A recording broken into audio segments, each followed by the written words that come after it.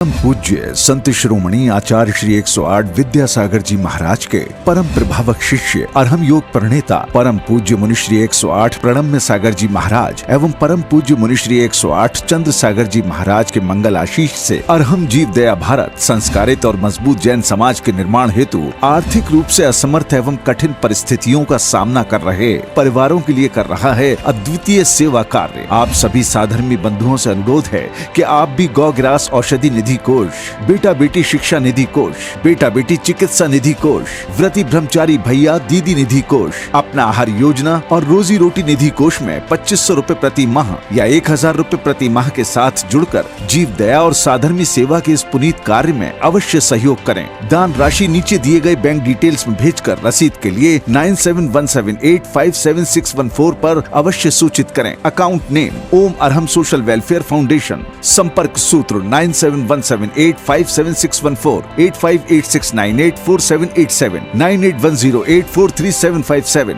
9810436940।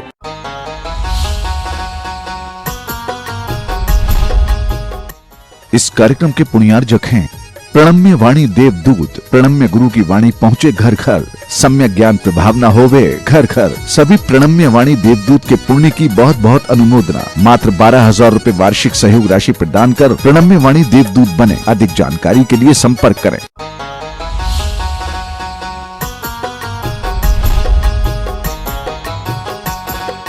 संत शिरोमणि आचार्य गुरुवर श्री विद्यासागर जी महाराज की जय। अरहम योग प्रणेता पूज्य गुरुवर श्री प्रणम्य सागर जी महाराज की जय। ओम अरहम नमः। धर्म प्रेमी बंधुओं, श्री तत्वार्थ सूत्र ग्रंथराज जी के पंचम अध्याय की कक्षा में आप सभी का स्वागत है। सूत्र ग्रंथराज जी के अध्याय 1 और अध्याय 2 की मौखिक सूत्र पाठन परीक्षा के पुरस्कार पुण्यार्जक हैं श्री विकास जैन विभा जैन गुरु भक्त परिवार सूर्यनगर गाजियाबाद।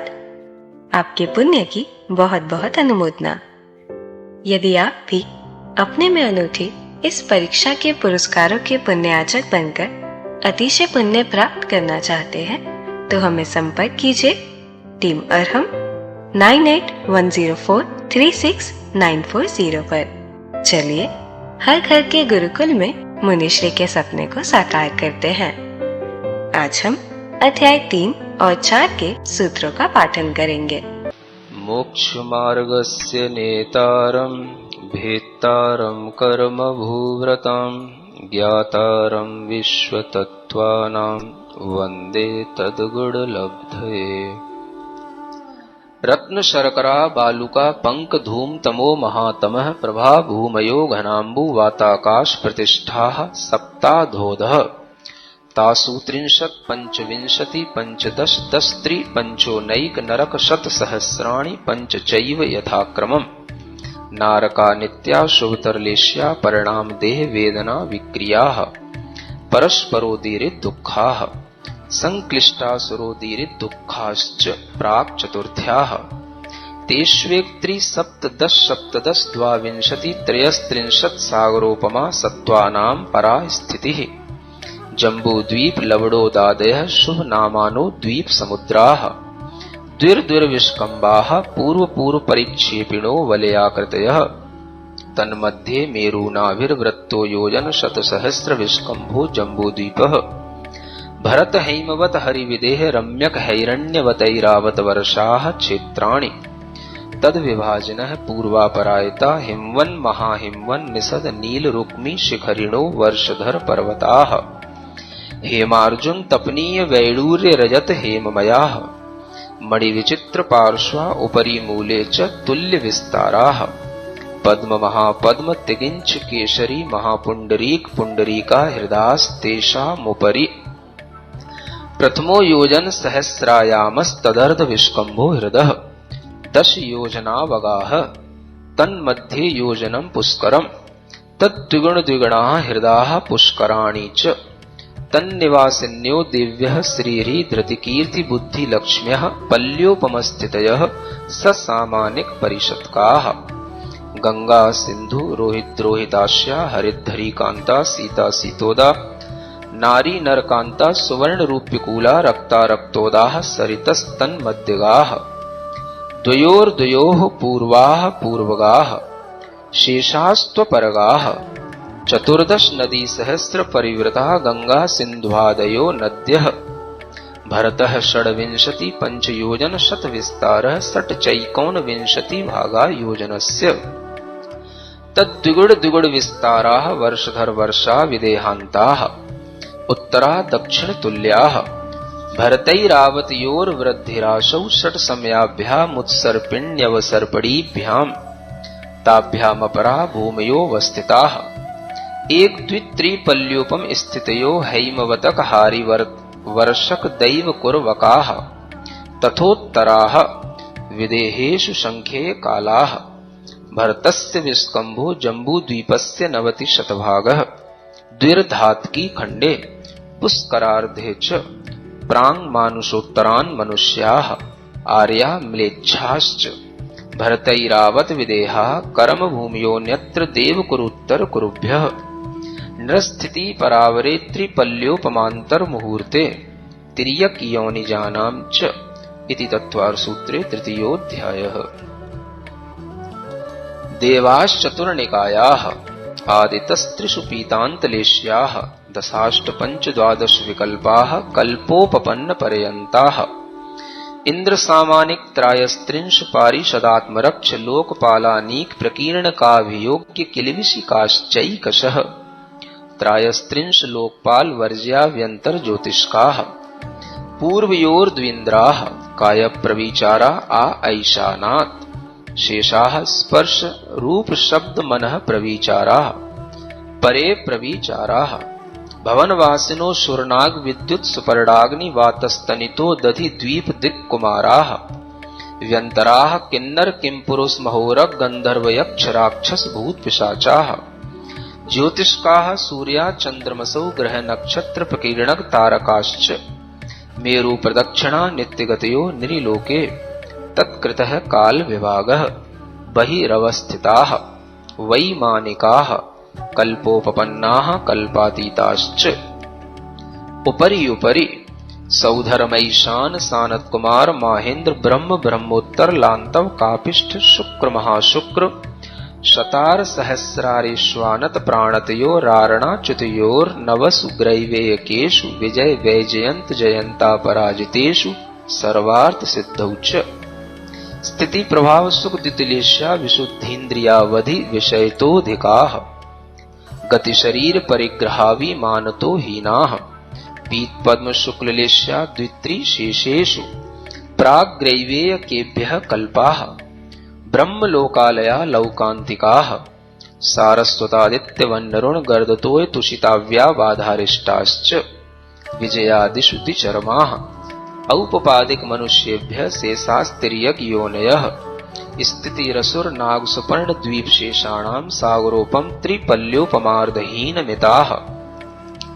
सौधर्मैशानयोः सागरोपमे अधिके सानत कुमार माहेन्द्रयोः सप्त त्रिसप्तनवैकादश त्रयोदश पंचदशभिरधिकानि तु आरणाच्युता दूर्ध्वमेकैकेन नवसु ग्रैवेयकेषु विजयादिषु सर्वार्थ सिद्धौ च अपरा पल्योपमधिकम् परतः परतः पूर्वा पूर्वानन्तरा नारकाणां च द्वितीयादिषु 10 वर्ष सहस्राणि प्रथमायां भवनेषु च व्यन्तराणां च परा पल्योपमधिकम् ज्योतिष्काणां च तदष्टभागोपरा लौकान्तिकानामष्टौ सागरोपमाणि सर्वेषाम् इति तत्त्वार्थसूत्रे चतुर्थोऽध्यायः।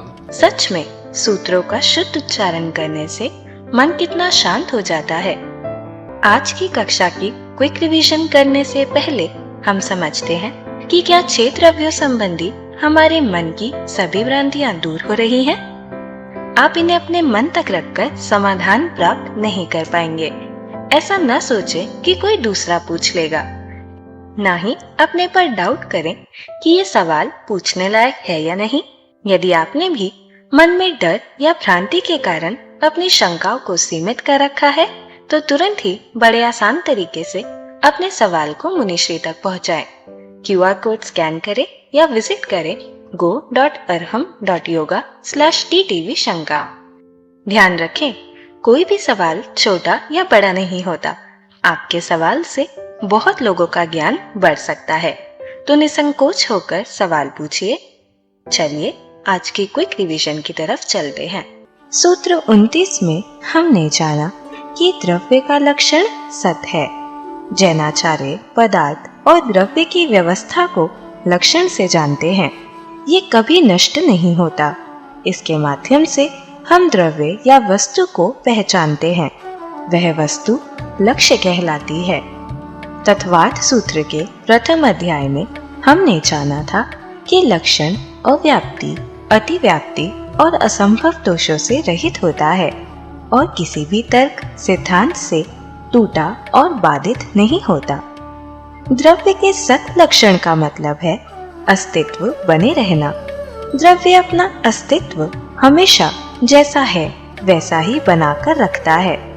सत लक्षण सभी 6 द्रव्यों में घटित होता है। सत में त प्रत्यय जोड़कर सत्ता बनती है। सत का भाव ही सत्ता है। सत कभी भी अपने भाव को नहीं छोड़ता। द्रव्य के अंदर हमेशा अपनी अपनी सत्ता रहती है। सत, सत्ता और द्रव्य का कभी नाश नहीं होता। जड़ और चेतन पदार्थ की सत्ता उसी रूप में रहती है। पंचस्तिकाय की गाथा के अनुसार जो सत्ता है वह सर्व पदार्थ रूप है और विश्व रूप है।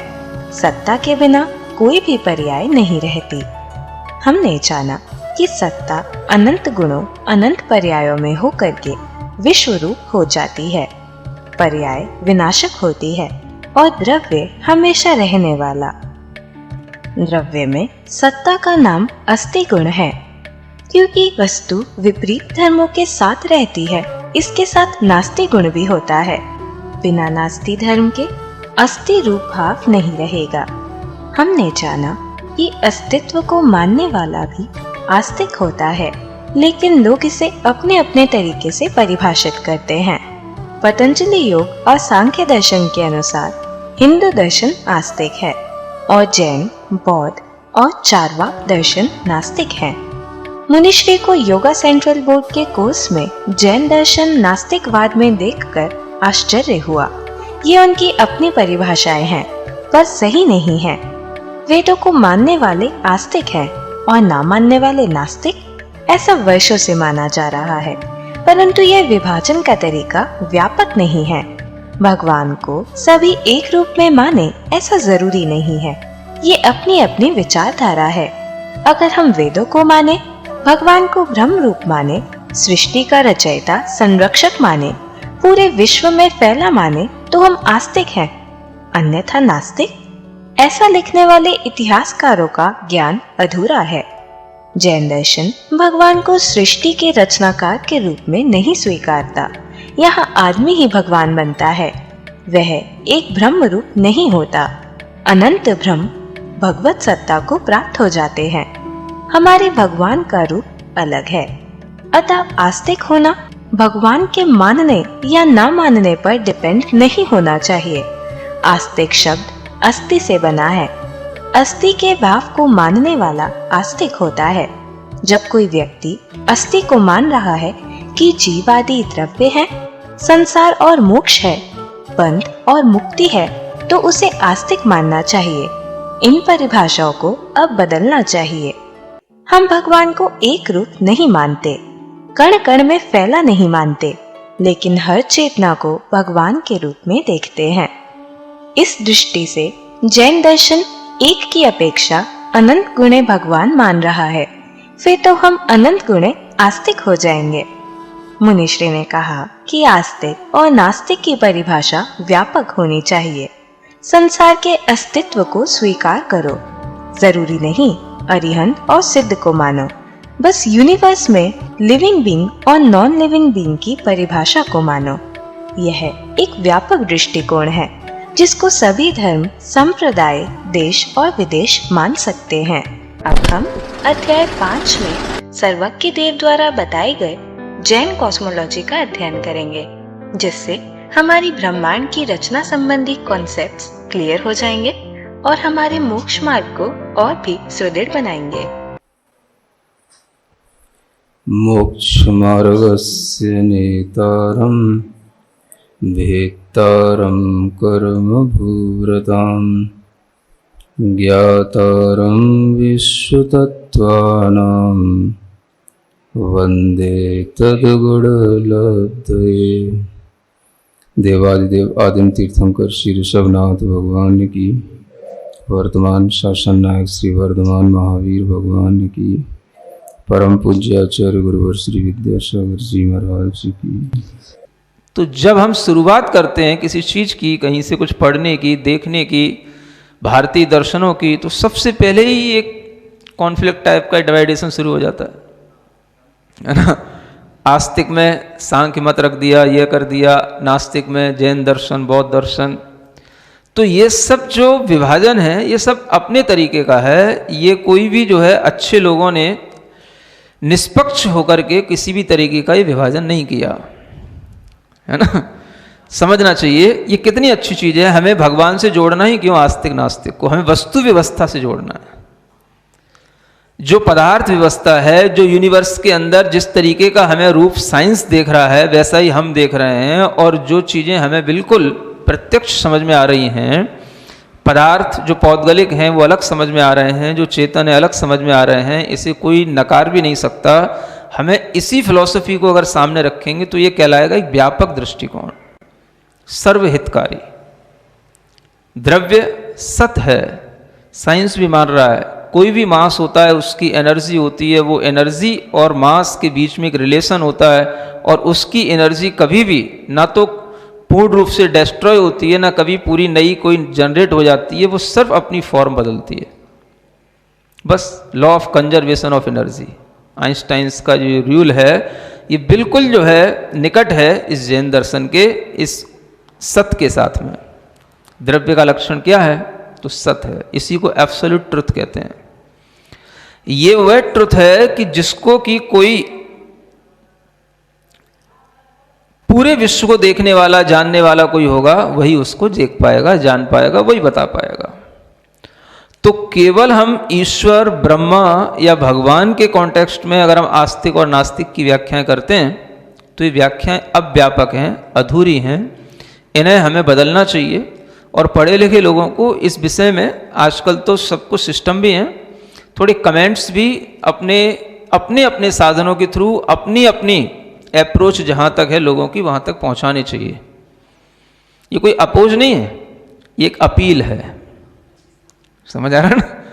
हाँ, अपोज तो वो होता है जब हम आपके सामने कोई मजबूर करें आपको गलत सिद्ध करने के लिए। ये अपील है कि आप इसको भी देखें। ये भी चीज़ है एक। हो सकता है आप ना देख पाए हो, आप ना जान पाए हो, लेकिन अब आपको दिखाया जा रहा है तो आप देखने की कोशिश करें। हो सकता है जिस समय पर कोर्स बनाया गया हो, कुछ चीज़ें हुई हो, आपके सामने इस तरीके की कोई फिलॉसफी ना आ पाई हो या नहीं आप समझ पाए हो, लेकिन अब देखें, अब बताया जा रहा है। तो एक अपील हर व्यक्ति को करना चाहिए। और आज ऐसी बात नहीं है, जैन दर्शन में भी बहुत सारे लोग अपनी अच्छी अप्रोच रखते हैं, पॉलिटिकल लेवल पर भी रखते हैं, गवर्नमेंट के पास भी रखते हैं। CBSE आदि के बोर्ड, हिस्ट्री जहाँ पर बनती है, कोर्स जहाँ पर बनाए जाते हैं, सब तरीके के पढ़े लिखे लोग जैन दर्शन में हैं। तो उन्हें इस तरीके के सिद्धांतों को जो है बदलने की कोशिश करना चाहिए शुरू से। ये अगर चीज़ें बदलेंगी तो बहुत कुछ न्याय होगा भारतीय संस्कृति के साथ में। समझ आ रहा है ना? हाँ, चाहे NCERT हो, चाहे CBSE कोर्स हो, कुछ भी हो, लेकिन लोगों की पास है, अप्रोचेज हैं, और वहाँ तक लोग किसी ना किसी मतलब पद पर बैठे हुए हैं और लोगों से अपना एक कांटेक्ट रखते हैं, लेकिन उन्हें नॉलेज नहीं होती कि हम उनके पास तक अपनी बात क्या पहुँचाएं, क्यों पहुँचाएं। और बहुत से लोग तो सिर्फ इस भाव में रहते हैं, हमें क्या करना है, हमें तो अपना जॉब करना है, उससे जो मिल रहा है उससे अपना काम करना है, सबसे अपना रिलेशन सही बना के रखना है, जिसने जो कर दिया सो ठीक है। तो इस तरह का जो प्रमाद है, ये प्रमाद भी कभी हमारे लिए घातक होता है ना। तो मैं इतनी बात इसलिए कह रहा था, वो तो मैं 22वीं का वो कोर्स देखने लग गया तो वो उसमें शुरू से ही ये क्लासिफिकेशन मिला। तो फिर मैंने कहा देखो ये कैसा है, ये लोग मतलब कि जो चीज़ें हैं उन्हें हमें पैरेलल लेकर के चलना चाहिए था, उन्हें हमने हाशिए पर रख दी हैं। तो जैन लोगों को थोड़ा सा इस चीज़ की अपनी एक अपील बना करके रखना चाहिए कि हमें ये चीज़ भी सही रूप में प्रस्तुत करने के लिए बताना चाहिए। करें तो ठीक, ना करें तो कोई बात नहीं, लेकिन कम से कम आप ही जान लो, यही बहुत है ना। प्रयास तो करना चाहिए, और ऐसी बात नहीं है कि अगर प्रयास किए जाते हैं तो कहीं ना कहीं सफल भी होते हैं। लोग समझते भी हैं, समझदार लोग ही ऊपर बैठे होते हैं, लेकिन उनके पास तो कोई अच्छे ढंग से बात पहुंचाने वाला मिलता नहीं है, ये भी एक कमी होती है। तो कहने का मतलब ये है, यहाँ जो बताया जा रहा है बहुत अच्छा एक सब्जेक्ट आ रहा है, लक्षण आप जानो। द्रव्य का जो अपना ऑन नेचुरल जो कैरेक्टरिस्टिक होता है वह उसका अपना एग्जिस्टेंस होता है, और that existence can never be destroyed not generated, only change, only बस उसके अंदर अंडरगोज टू चेंज। तो वह केवल चेंज होता है, और जो चेंज होता है वो द्रव्य चेंज नहीं होता, द्रव्य के साथ जो उसकी मॉड होती है, पर्याय होती है, वो चेंज होती है। इसलिए हमें कहना पड़ता है कि द्रव्य भी चेंज हो गया, लेकिन द्रव्य कभी चेंज नहीं होता, जो उसके जैसे अस्तित्व को रखे हुए वैसा ही रखा रहता है। उसी चीज को और समझाने के लिए आगे एक सूत्र आता है, उत्पाद व्यय द्रव्य युक्तम सत। जब द्रव्य का लक्षण सत कहा, तो अब यहां पूछते हैं कि भाटिज सत, ये सत क्या है? तो उसको भी क्लियर करने के लिए यहां पर एक सूत्र दिया, उत्पाद व्यय और द्रव्य, इन तीन जो फैक्टर हैं, इनसे जो युक्त है, सहित है, उसी का नाम सत है। यानी जिस चीज का एग्जिस्टेंस है उसमें तीन चीजें हमेशा होती रहेंगी। उत्पाद का मतलब होता है उत्पन्न होना। क्या उत्पन्न होना? तो एक नई उसके अंदर परिणति आते रहना, जिसको हम मोड बोलते हैं, new mode, generate to generate a new mode, एक नया पर्याय उसके अंदर आ गया, ये उसका उत्पाद हो गया। व्यय क्या होता है? जो वह उत्पाद हुआ है उसी के साथ में जुड़ा हुआ उसकी जो पिछली पर्याय थी वो उसी समय पर विनष्ट भी होती है। जब कोई नई चीज उत्पन्न होती है तो उत्पन्न होने के साथ ही पुरानी जो उसकी पर्याय है वो ओल्ड हो जाती है, चाहे भले ही वो एक समय की हो, लेकिन वह पर्याय उसी समय पर नष्ट होगी। और इस तरह का उत्पाद और व्यय चलता रहेगा। किसके साथ? द्रव्य के साथ। द्रव्य का मतलब होता है ध्रुव का भाव द्रव्य है ना। ध्रुव से शब्द से द्रव्य शब्द बनता है। तो ध्रुव का मतलब होता है जो हमेशा कांस्टेंट रहे, जिसमें किसी भी तरीके का कोई चेंज नहीं आए। और इन तीनों के साथ में जो चीज चल रही है उसी का नाम है सत्ता, उसी का नाम है सत्य। तो ये उत्पाद जो होता है यह हमेशा होता रहता है। द्रव्य के लिए कोई भी अस्तित्व अगर बनाए रखने की कोई भी प्रणाली है तो उसमें यह उत्पाद और व्यय की प्रणाली है, जिससे वह द्रव्य अपने स्वभाव को ज्यों का त्यों बनाए रखता है। स्वभाव, स्वभाव का मतलब, स्वभाव का मतलब शुद्ध नहीं है। स्वभाव का मतलब स्व माने अपना, निजी, जो उसका भाव है, गुण है, उसको नहीं छोड़ना। अपनी सत्ता जिसकी जिस रूप में बनी हुई है उसको नहीं छोड़ना। वह सत्ता अगर उसकी अचेतन पदार्थ के रूप में है तो अचेतन ही बनी रहना, चेतन पदार्थ के रूप में है तो चेतन ही बनी रहना। यह अपने स्व स्वभाव को नहीं छोड़ करके उत्पाद करना, व्यय करना और द्रव्यता के साथ में रहना, ये तीनों जहां पर होते हैं वो से सहित वस्तु जो होगी उसका नाम है सत्य। और यही द्रव्य का लक्षण बन जाता है। तो द्रव्य का लक्षण अल्टीमेटली देखा जाए तो यहां आकर के बनता है कि जिसमें तीनों चीजें हो रही हों, उत्पाद भी हो, व्यय भी हो, लेकिन द्रव्यता बनी रहे। उसमें जो द्रव्य का जो द्रव्यत्व है वो कभी नष्ट ना हो, वो द्रव्य है। अब ये देखें आप कि द्रव्य जो वस्तु में है, अगर वो वस्तु कहीं पर भी किसी भी रूप में कांस्टेंट है, मान लो उसमें किसी भी तरीके का कोई भी गति नहीं हो रही है, कोई भी तरीके का उसका एक स्थान से दूसरे स्थान पर ट्रांसफर नहीं हो रहा है, तो वह द्रव्यपने के साथ भी वस्तु अगर वहां पर एग्जिस्ट कर रही है तो इसका मतलब यह है कि उसमें उत्पाद और व्यय तो चल ही रहा है, तभी वो वहां पर एग्जिस्ट है, उसके बिना नहीं हो सकता।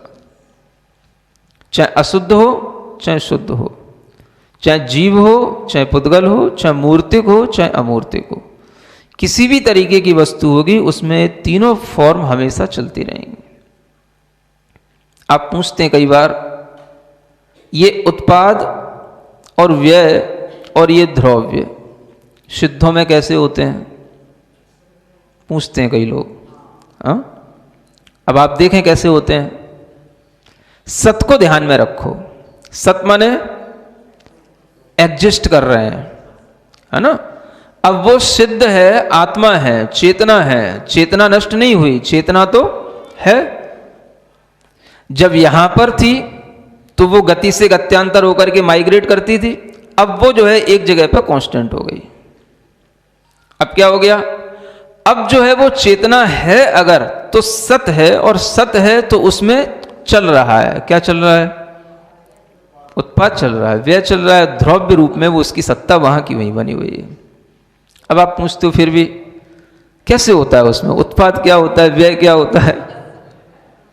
तो वह जो हो रहा है वो उसके उसी द्रव्य के उसी स्वभाव को नहीं छोड़ते हुए हो रहा है। अब वो द्रव्य का स्वभाव कैसा हो गया, अभी शुद्ध स्वभाव हो गया। सिद्धों का स्वभाव कैसा हो गया, शुद्ध स्वभाव हो गया। जब तक वह शुद्ध नहीं थे तब तक वो अशुद्ध स्वभाव था उनका। स्वभाव कैसा था, इसलिए मैं कह रहा था स्वभाव दोनों प्रकार का होता है, शुद्ध भी होता है अशुद्ध भी होता है। तो शुद्ध स्वभाव में जब वस्तु है तो शुद्ध रूप परिणमन करेगी, शुद्ध ही उसकी पर्याय उत्पन्न होगी, शुद्ध ही पर्याय पिछली वाली नष्ट होगी, और वस्तु ज्यों की त्यों बनी रहेगी। अशुद्ध स्वभाव में वस्तु है तो उसमें अशुद्ध पर्याय उत्पन्न होगी, अशुद्ध ही उसमें से नष्ट होगी, और वस्तु ज्यों की त्यों बनी रहेगी। द्रव्य का स्वभाव अगर शुद्ध रूप हो गया तो अब उसके गुण, उसकी पर्याय सब शुद्ध हो गई।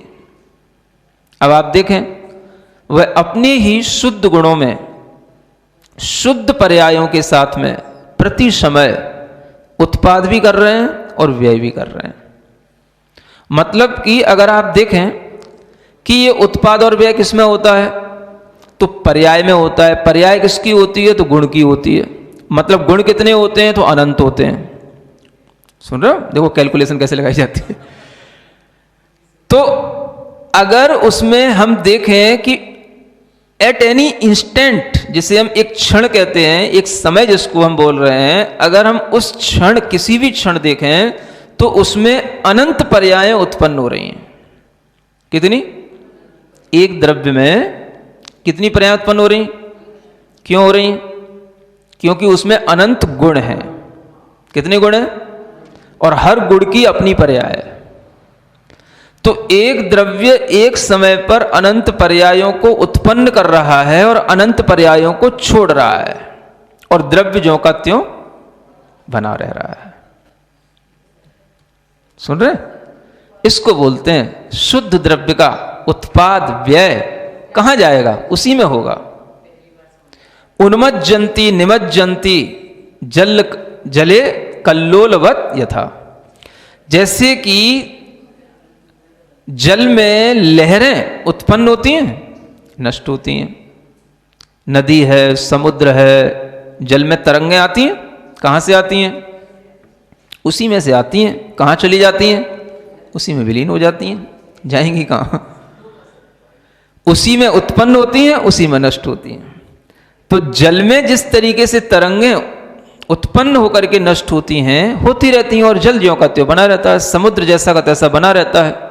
बस शुद्ध आत्मा है, शुद्ध चेतना है, और उसके अंदर शुद्ध ज्ञान, शुद्ध दर्शन, शुद्ध सुख आदि अनंत गुण हैं, और उन गुणों की हर समय पर नई पर्याय उत्पन्न होती है, पुरानी पर्याय नष्ट होती है, उत्पाद और व्यय इस रूप में बना रहता है, और द्रव्यता उस स्वरूप की वैसी बनी रहती है।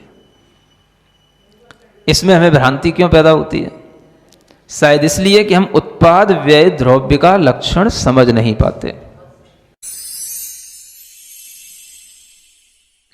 सिरिजिणवाणी जग कल्याणी जग जन मदतम मोहरी जनमण हारी गढ़हर हारी जम जरा भव रोग हरि तिथ्य राणम दिव्य झुणिम जो पड़ई सुणई मय्ये धारई राणम सौख मणंतम धैर्य सासद मोक्ष पदम पावई सासद मोक्ष पदम पावई। अब समय है आज के प्रतियोगिता प्रश्न में भाग लेकर आकर्षक पुरस्कार जीतने का। आप अपने फोन को QR कोड स्कैन करने के लिए तैयार रखें या दिए गए लिंक पे जाएं। आप अपना उत्तर चुनकर हमें कल शाम 5 बजे तक भेज सकते हैं। 3 भाग्यशाली विजेताओं को मिलेंगे आकर्षक पुरस्कार। विजेताओं का नाम इसी कार्यक्रम में हर रविवार को घोषित किया जाएगा। साथ ही सभी प्रश्नों के सही उत्तर भी बताए जाएंगे। आज का सवाल है, किसी भी तरीके का कोई भी बदलाव नहीं आना क्या कहलाता है? उत्पाद, द्रव्य, व्यय, पर्याय। अध्याय 5 की कक्षा 37 के आज के सवाल का सही उत्तर है सत्य। अगर आप किसी कारणवश कोड को स्कैन ना कर पाए हों तो आप क्लास की वेबसाइट पर जाकर भी उन्हें अटेम्प्ट कर सकते हैं। इस लिंक पर जाएं या QR कोड को स्कैन करें।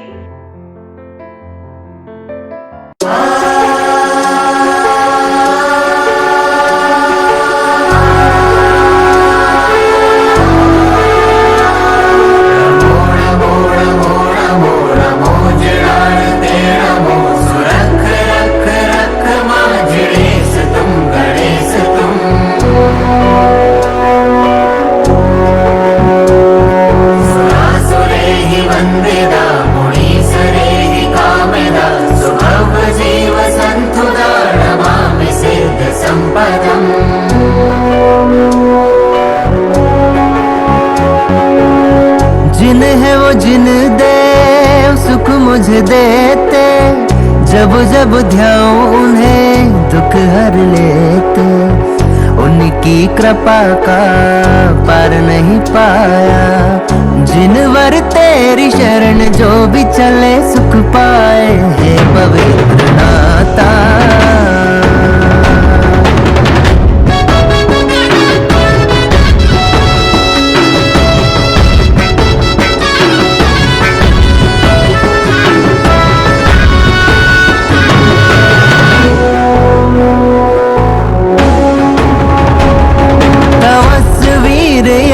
खम सुराण दंसणस्य जे चरित धम्म यस्य पाल गाम जयन्तु सूरिणो मडम्मि सव सत्थ सार भूत तच्छ धारगा मुड़न्ति पाठ गावो सम लसन्तु धम्म देश गा।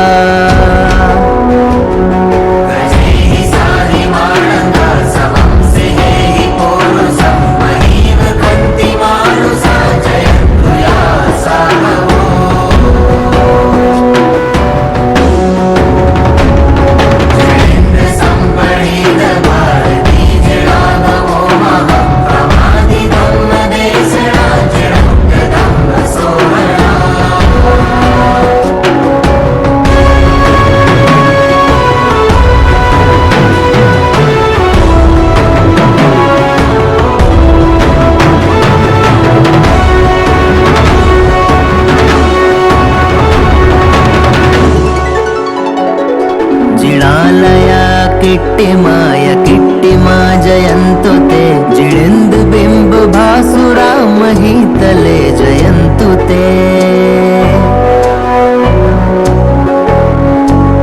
सड़ा दड़ाणवावि देवदासया जयन्तु ते सुमङ्गला भवन्तु मे सुमंगला भवन्तु मे सुहं दिसन्तु मे जिणा सुहं दिसन्तु मे जिणा सुहं दिसन्तु मे जिणा सुहं दिसन्तु मे जिणा सुहं दिसन्तु मे जिणा सुहं दिसन्तु मे जिणा सुहं दिसन्तु मे जिणा सुहं दिसन्तु मे जिणा।